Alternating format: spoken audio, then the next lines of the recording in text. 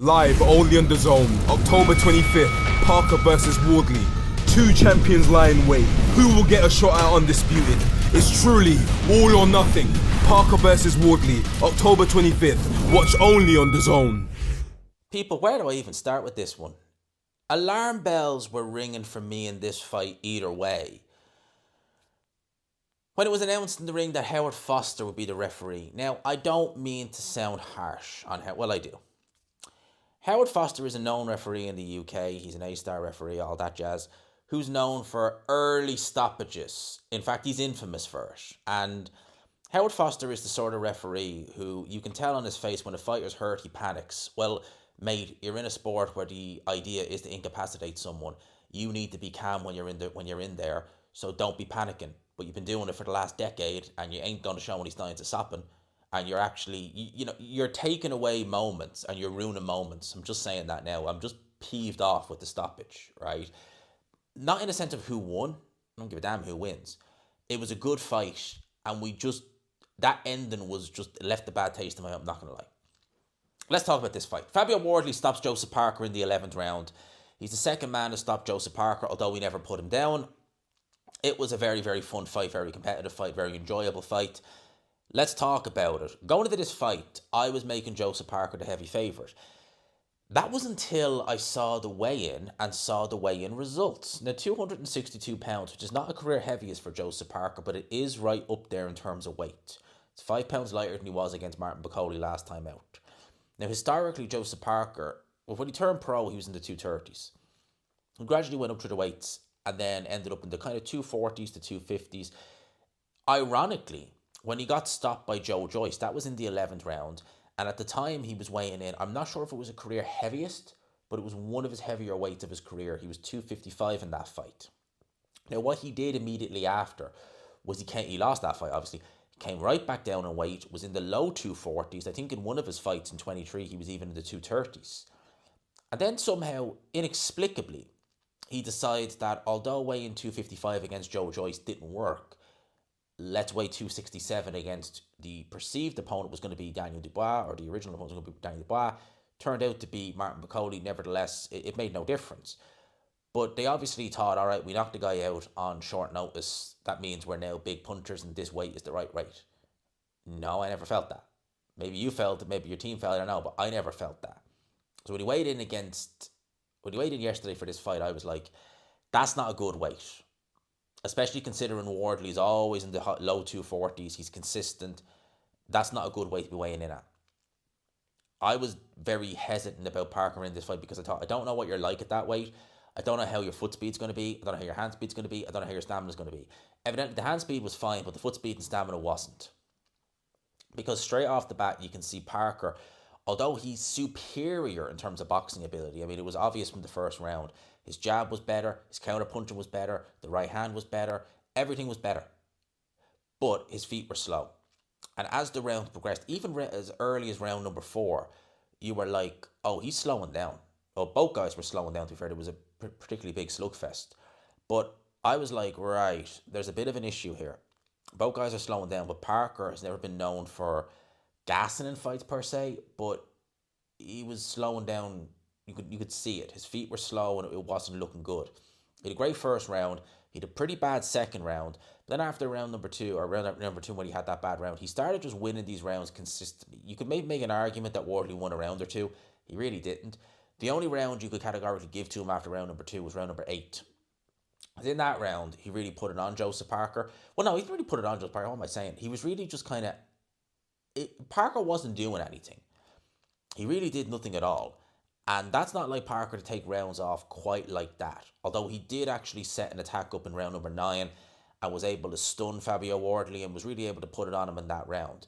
In round number 10, which the championship rounds, which is where Wardley's shape really started to come apart, he was getting hit with right hands. Joseph Parker in round number 10 had an absolute monstrosity of a right hand. And it appeared to stun Fabio Wardley. And he just didn't do anything. Like, it was this big whack. And Wardley's just kind of like, what? And Parker just stands there with his fists up, just like, what do I do? Well, hit him. He's stunned. It's just, someone should point out that it's boxing. It's not against the rules to hit him. He didn't do it. And the round was progressing. He was landing a lot on Wardley. He was hurting Fabio Wardley in round number 10. Fabio Wardley's mouth was starting to bleed. His nose was mashed up from early on in the fight. It always gets mashed up, to be fair. But you always got the impression Wardley was still in it. He was still dangerous, but his shape was coming apart. But then he landed a big uppercut the back end of round number 10. And noticeably, Parker's legs, like, they really went. And he ended up going back to the ropes. Now, whenever Parker was going up to the ropes, Wardley was always launching attacks. Whenever Wardley was backed up to the ropes, he was either looking to hold or Parker was looking to set up an attack, but they were very inconsistent. Sometimes he just let Wardley hold him. Other times he would try and, let some right hands go. The shots were quite laboured, I have to say, from Joseph Parker. Some of them were very easily telegraphed, although Wardley, his were even worse in terms of telegraphing shots. It was really counter-punching that was really the difference maker between both guys. Parker was looking to do it, Wardley was looking to do it. Wardley was superior. He hurt Parker at the back end of the round, opened up a combination on him, and it did look like Parker might very well go down, but he didn't. Then it made you think, right, both guys have been stunned, both guys have been hurt going into round 11. What's going to happen now? But Joseph Parker gets hit with a big right hand by Fabio Wardley. He's backed up to the ropes, and Wardley is an absolute... He's not a great boxer by no stretch of the imagination. He's not that, right? He'll tell you that he's not a great boxer, but he is a great fighter and he's a great finisher. So Wardley goes, backs Joseph Parker up to the ropes, opens up a combination. He's letting the shots go. Now, you could argue Parker should have at least taken a knee. And it's a fair point. He's experienced enough. He should know this is unsustainable, what Wardley is doing. He cannot sustain this. He's knackered, he's tired, he's taking a beating. I should take a knee. But he didn't, right? Now, Wardley was getting the shots off. Howard Foster was having a look in. That was all well and good. That was all fine. Wardley then, as Parker's backed up to the ropes, hands up like that, he lets this big uppercut go where he almost looks like a starfish when he throws it, because he's kind of like that. It lands on the gloves. Right hand goes and grazes Parker, follows up with another left. And out of those three shots, only one of them got through. It didn't land through at full force. At that moment in time is when Howard Foster jumps in. Not a good stoppage. Not a good stoppage at all, in my opinion. Should have let the fight go. Parker needs to hold himself accountable for allowing that to happen and not taking a knee. He should have at least taken a knee and said, right, this round is gone. Because the round was pretty much gone anyway at that point. So he should have taken the knee. Round is gone. I've got a lead. He cannot sustain this attack. I need to just regroup, be calm, regroup, take the knee, go for it again. Because he's knackered. But Parker didn't do that. And he was a stationary sitting duck. And again, I will say Joseph Parker made a catastrophic mistake. He shouldn't have been as heavy as he was. We've never seen him go to rounds at that weight. And every time he's gone into a big fight and he's put on weight, it's been to his detriment. And here we go again. I just don't understand this whole concept of bigger is better. Alexander Usyk is 220 pounds and he's the best heavyweight in the world by a country mile, one of the greatest of all time. Why? Fabio Wardley sticks to the same weight over and over again and he's undefeated and he's just got the biggest win of his career. Why?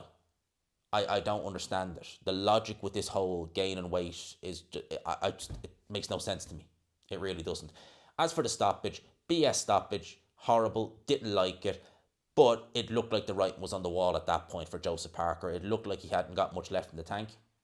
And Fabio Wardley, even when he's been hit repeatedly for 10 rounds or 11 rounds, he's a warrior. Say what you want to say about him. I love Fabio Wardley. He's flipping phenomenal. He's value for money. He always comes to win. He doesn't know what it's like to lose. I love Fabio Wardley. I do. But I do feel bad for Joseph Parker because this was a fight he didn't need to take when he was guaranteed a world title shot. And now he's back to square one. And I don't know what he does from here. I really don't. I really don't know where he goes from here at this point. They may look to order immediate rematch because it was a bit of an iffy stoppage. But if Usyk was true to his word and he fights the winner, people, I love Fabio Wardley, but he is going to get absolutely annihilated by all. It is going to be criminal, the beating that Alexander Usyk is going to inflict on Fabio Wardley. Seriously. It's going to be criminal. But Wardley has the power to turn anyone's lights out. So there's always hope. You never know. But I can't see Fabio Wardley laying a glove on Alexander Usyk. I really can't. But I could be wrong. People, those are my post-fight thoughts. What do you think of the stoppage? Do you think that the weight was all wrong for Joseph Parker? I certainly do. Do you think that Fabio Wardley, once again, he's pulled out victory from the jaws of defeat? He can only get away with that for so long, but fair play, credit to him. The event as a whole, this was a fight night, an actual Saturday fight night. This was not a pay-per-view. It shouldn't have been pay-per-view. I'm sorry, it shouldn't have been pay-per-view. It didn't have the pay-per-view feel to it.